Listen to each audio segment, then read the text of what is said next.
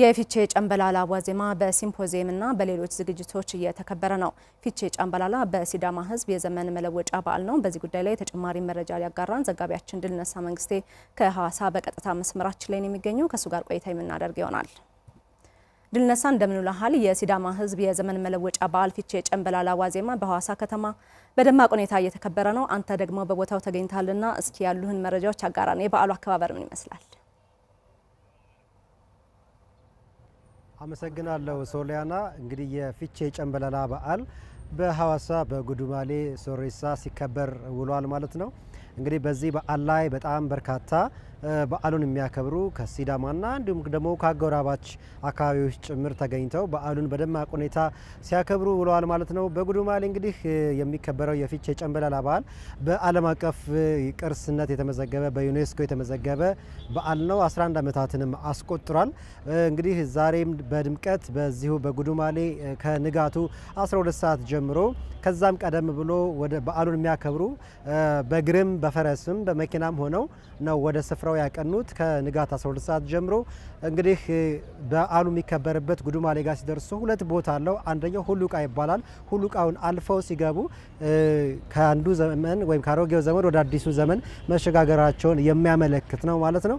እንግዲህ በዚህ መልኩ በወንዶችም አባቶችም እንዲሁም ሴቶችም ጭምር በዓሉን በየራሳቸው አውድ ነው ሲያከብሩት የነበረው ማለት ነው። በየራሳቸው ባህላዊ ስነ ስርዓት ማለት ነው። እንግዲህ በተለይ አባቶች ከፊት ሆነው የቄጣላ ስነ ስርዓትን እያሳዩ እናቶች ከኋላ ሆነው የሚያጅቧቸው ስርዓት፣ ከዛም ወጣቶችም ይህንኑ አብረው የሚያጅቡበት ተረካቢ መሆናቸውን የሚያሳዩበት በዓል ሲከናወን ቆይቷል። ከበዓሉ ድባብ እንግዲህ መለስ ስንል ደግሞ መልእክቶች መድረክ ላይ ተላልፈዋል። በበዓሉ ላይ እንግዲህ በርካታ ከፌዴራልና ከክልል የተውጣጡ የስራ ኃላፊዎች ተገኝተው ነበረ። የክልሉ ርዕሰ መስተዳድር አቶ ደስታ ሌዳሞን ጨምሮ እንዲሁም ደግሞ ከፌዴራል ደግሞ የፌዴሬሽን ምክር ቤት አፈ ጉባኤ አቶ አገኘሁ ተሻገር፣ የፕላንና ልማት ሚኒስትሯ ዶክተር ፍጹም አሰፋ፣ የባህልና ቱሪዝም ሚኒስትር ዴኤታ አቶ ስለሺ ግርማ እንዲሁም ደግሞ ከቱሪዝም ሚኒስትር አቶ ስለሺ ግርማና ከባህልና ስፖርት ሚኒስትር ደግሞ ወይዘሮ ነፊሳ አልማህሪም ተገኝተው ነበር። ሁሉም የየራሳቸው መልእክት አስተላልፈዋል። በተለይ እኛ ትኩረት የምናደርግባቸው ሁለቶቹ ላይ ስንሄድ የክቡር አቶ አገኘሁ ተሻገር ምንድን ነው ያሉት?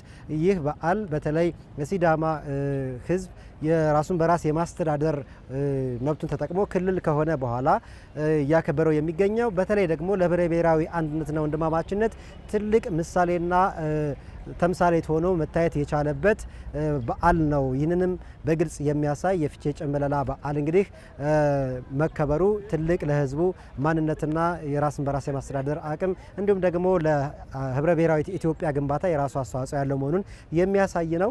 አሁን ለሰላም ለልማት መስራት ያስፈልጋል። የሲዳማ ህዝብ ደግሞ ይህንን መብቱን ተጠቅሞ ለሰላምና ለልማት መስራት ይኖርበታል የሚል መልእክታቸውን አስተላልፈዋል ማለት ነው። እንግዲህ እንደሚታወቀው በጋሞ ላይ አለው የመሬት መንሸራተት አደጋ ያስከተለው አደጋ ይታወቃል። ስለሱም እያንዳንዱ መልእክት ያስተላለፉ አካላት በሙሉ ሀዘናቸውን ገልጸዋል። ነገር ግን አሁንም ቢሆን የሲዳማ ህዝብ በማንነቱና በባህሉን በማስተዋወቅ ረገድ ከፍተኛ አስተዋጽኦውን ማበርከቱን በሚቀጥሉት በምርጫውና በሌሎችም ሀገራዊ ሁኔታዎችም ደግሞ ተሳትፎ ሊያዘልቅ ይገባል ብለዋል። ሌላኛው ደስታ ሌዳሞ የሲዳማ ክልል ርዕሰ መስተዳድርም ይህ የፊቼ ጨምበላላ ትልቅ እሴት ያለው በዓል ነው። የሲዳማ ህዝብ ደግሞ ይህንን ዘመን የመቁጠር የራሱን ቀመር ከአባቶች የወረሰውን የማስቀጠል ሂደቱን ተከትሎ ዛሬ 2019ን እያከበረ ይገኛል። ትልቅ የፍቅር የአንድነት የተኮራረፉ የሚታረቁበት ቂምና ጥላቻ የሚወገዱበት የአንድነት የወንድማማችነት በዓል ነው። ይህ የፊቼ ጨምበላላ እሴት ነው። ይህንን ማስቀጠል ይገባናል የሚል መልእክታቸውን አስተላልፏል። ሌሎችም የበዓሉ ተሳታፊዎችና ንግግር ያደረጉት በሙሉ ይህንኑ የሰላምና የአንድነትን መልእክት ያስተላልፉበት በዓልን ዛሬ ሲከበር ውሏል። ከአጎራባች አካባቢ የመጡ ሰዎችም እንደዚሁ ስጦታቸውን ሲያቀርቡ ነበር ለሲዳማ ህዝብ ማለት ነው። ከወላይታ ከሀዲያና ከሌሎችም አካባቢዎች የመጡ ሁሉ ስጦታቸውን ያቀረቡበት የቂጣላ ስነ ስርዓት ሁሉ የነበረበትና ትልቅ ስነ ስርዓት የነበረበት ነው። አጠቃላይ ያለው መረጃን ይመስላል። ከልብ አመሰግናለሁ። ድልነሳ ለመረጃዎች እናመሰግናለን። መልካም ጊዜ